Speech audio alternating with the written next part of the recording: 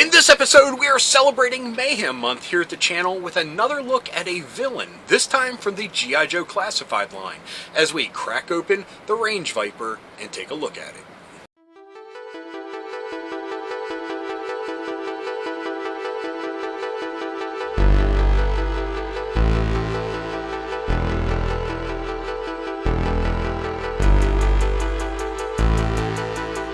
Hello, fellow dorks and dorkettes, and welcome to It Came From My Side of the Laundry Room. My name is Rob, and in the background you hear our new puppy barking, and hopefully it's not too much of a distraction. She's still getting used to life here in the laundry room, which has caused me to have some delays in my filming and editing processes. Although she's super cute and it's super fun, it's kind of taken its toll on my creativity side. Anyway, like I said, we are looking at the Range Viper figure. Now, this was an exclusive from Walmart, and it was such a pain to finally get a hold of. Now, I've never trusted Walmart when it comes to their pre-ordering process, if you even want to call it that. So I was just hoping and praying I would find one for a cheap enough price out in the wilds. Unfortunately, none of them ever made it to the store proper, but I got an alert from Walmart saying that it was back in stock online, although from third-party sellers. I kind of went through them, kind of browsed, and I was able to find one for only a couple dollars more than the original price, so it was a win-win. Anyway, we're going to take a look at it. I'm going to go see why the puppy's barking, and I'll see you with the Range Viper in a few moments. Yo, Joe! Okay, here is the Range Viper. I believe this was a Walmart exclusive, and let's start by taking a look at the packaging. This is a great picture. I mean, the one thing that you can tell, and we'll know if it's for reals when we crack this sucker open, but just how vibrant the colors look. I love it. This artwork, let's get a little bit of a close-up on that. I mean, what a grim-looking dude. Very cool. I have to look up the reasoning for the exposed brain and everything. I'm not too versed on Range Viper. I never had one as a kid, and I feel like when he was released, I was kind of transitioning out of G.I. Joe, so he kind of went under my radar. But here you can see all the accessories that he comes with, which we'll look into more detail later. But the highlights that they want to show you are his Cobra emblem and the Brain Matter helmet. I'm going to have to look into that. So I'll hit up a fact on that before we take a look at the figure. Like I said, this is really nice artwork. Very grim, very evil looking, just very fitting. I love this detail. Like, I guess that's like breathing apparatus, like filter around the nose point. I like that. But really awesome. And I mean, don't really have that much to say about the packaging. I loved this windowless packaging, but I feel like I'm in the minority. And believe me, I got my just desserts when I got a broken figure recently, but all in all, I just really like the artwork or figure photos that they did for the fronts of the packaging. So anyway, that was a quick look at the packaging, and let's take a look at what's inside the box. Okay, as we were told on the packaging, this dude comes with a lot of gear. Now, I did a little bit of research, and honestly, I did not find any backstory on why the helmet has exposed brain motif to it, but I did find out some other interesting little facts, like that its working titles used to be Bush Vipers, Badgers, Snake Eaters, and Dingoes, because what the Range Viper is a wilderness soldier. He is like the equivalent of Outback or Recondo, but this figure doesn't come across like that, so let's forget that bit of trivia and just focus on this being an awesome Cobra soldier. Anyway, I mean, he doesn't have any green or anything that would camouflage him in the wilderness. But I digress. Originally, he did come with the, grenade launcher and this dagger, the backpack with a hose, and the figure was molded with the bullet bandolier, but they included it separate this time around. Now, the backpack is similar, but a lot more streamlined and well designed in this version. So, this machine gun is added, pistol is added, scarf is added, and the pickaxe is added. So, pretty cool. They went above and beyond. Now, again, I do have one question. Why isn't he green? Anyway, I don't mean to go back to that.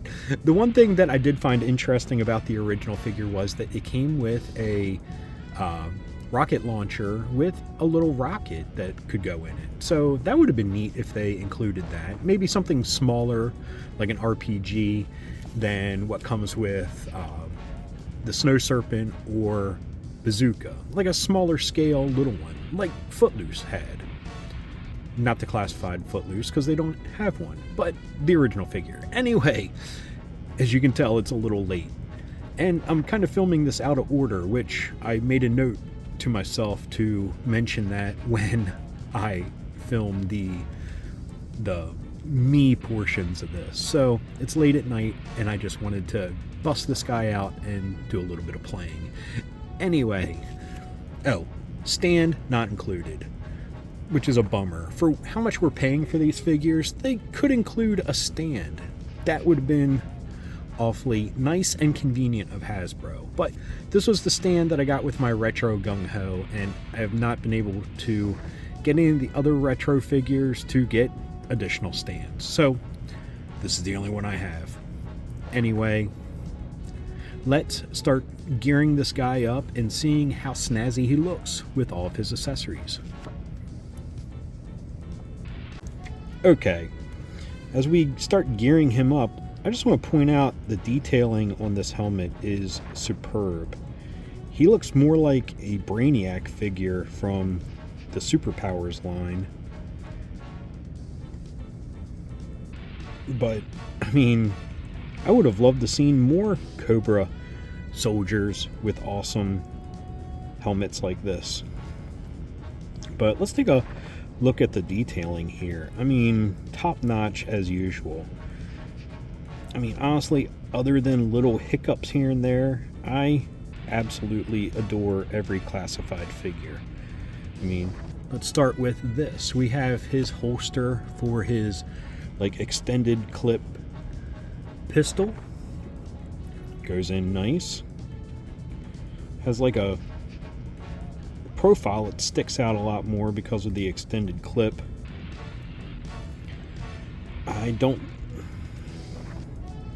Never mind. I do see somewhere where his awesome sai-like knife can go. Move his arm a little bit for it to fit. Bam! Look at that. Snazzy. Here we have some mortar shells for his grenade launcher, which we'll give him in a second. But first, let's get him off the stand here, his little scarf on, and see what we think. I think it looks pretty cool. I mean, I think it would work on some other characters as well. So I'm going to assume the bandolier goes on like this.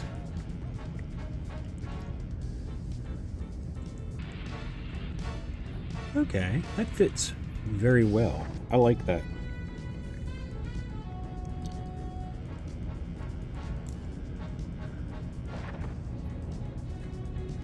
Looking good, looking sharp, my man. So let's put his, what a very long post for this. Ugh, and of course it's a chore to get in. Always afraid it's like going to snap. Maybe I should like route out the holes a little bit more. Okay, and then the hose goes right here into the base of the skull. It's going all matrix. Jacking into the system. Okay, it was in. I just didn't think it was in well enough, but apparently it was. It's gonna, there we go, give me a hassle putting it back in. So we got an oxygen tank with, goes into his helmet like that. That's pretty cool. The original looks like it came with a very long, normal, you know, hose that they all came with. And mind you, the original figure did come out in 1990, so yeah, I was kind of disengaged from G.I. Joe at the time. So he has this walkie-talkie on his backpack. That'd be pretty slick if it would have come out, but it does not. With some other great detailing. Looks like something. Does something fit in there? Oops, sorry. I don't think so, unfortunately. It'd be nice if there was somewhere we could put his pickaxe. Ooh. Ding, ding, ding. There we go. It does fit his pickaxe. And we'll put the pick out. Of course. We don't want him to stab himself in the shoulder while he's going through the wilderness. So now, let's give this dude some weapons. So we will put him there.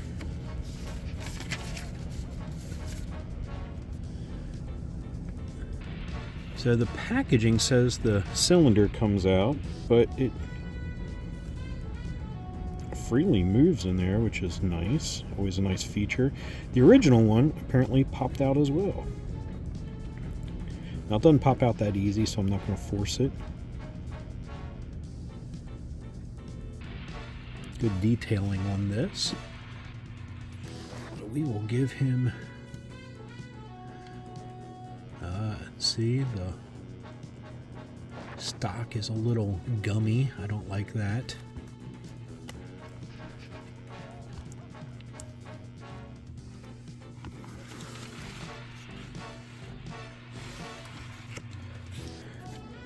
It's getting cut out of frame there. Let's see here. I'm going to move it up a little bit. Oh, come on. There we go.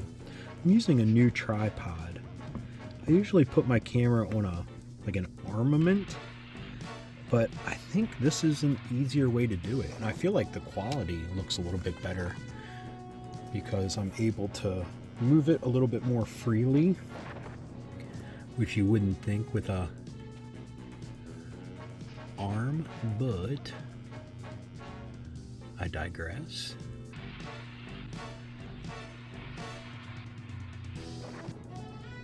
Here we have, now, before I realized he came with the bullets, I thought this was like a stylized, you know, like pop action shotgun, like boom, boom, which I think would have been awesome. Fit the wilderness, you know, you're just kind of hiding in a bush and pop out and blast some Joes. So we'll put this in the other hand.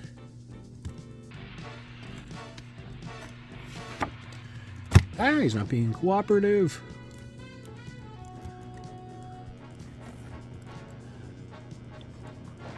Get that trigger finger in there. Again, not being cooperative. There we go.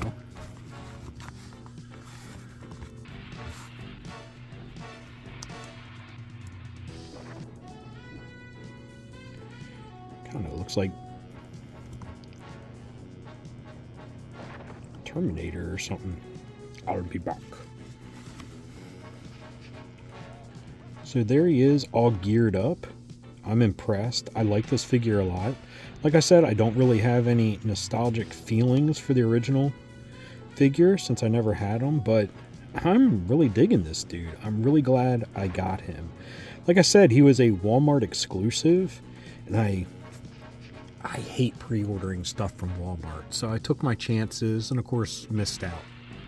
But on the Walmart app, I don't know if you've noticed this, they have third-party sellers, which is ridiculous because it's like, hey, we noticed you were looking for this, and it'll be like a classified figure that they are charging double, triple, quadruple for, which really ticks me off.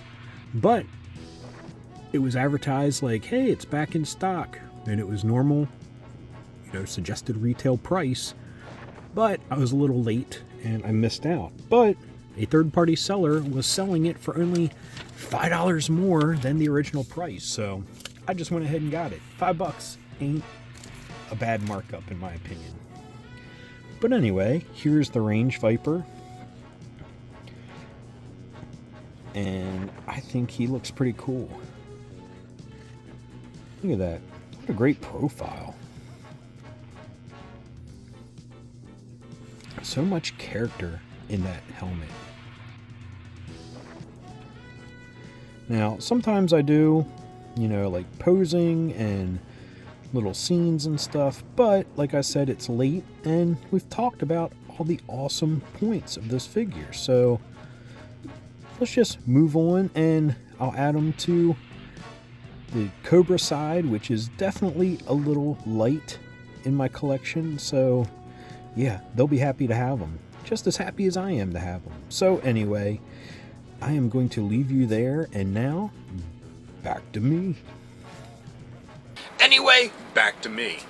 Okay, like I mentioned, I don't have any personal history with the original Range Viper figure. He was released in 1990, and at that time I was in high school, and unfortunately put toy collecting on the back burner. I mean, I kind of regret it, but it made it all that much sweeter when I finally was able to return to the hobby. But I like what I see. I did a little research on the original figure just to kind of give myself a little bit of, knowledge on why this dude looks the way he does, but no one knows. And I think that makes it a really awesome mystery that I want to get to the bottom of, and maybe one day I will. But for now, I'll just enjoy how he looks, but knowing that he was a wilderness survival expert for Cobra, none of it makes a lick of sense. But he looks awesome while doing it, so points for that. Anyway, we're going to leave it there. So, I hope you enjoyed this episode. If you did, please give me a thumbs up. If you got something to say, please leave a comment.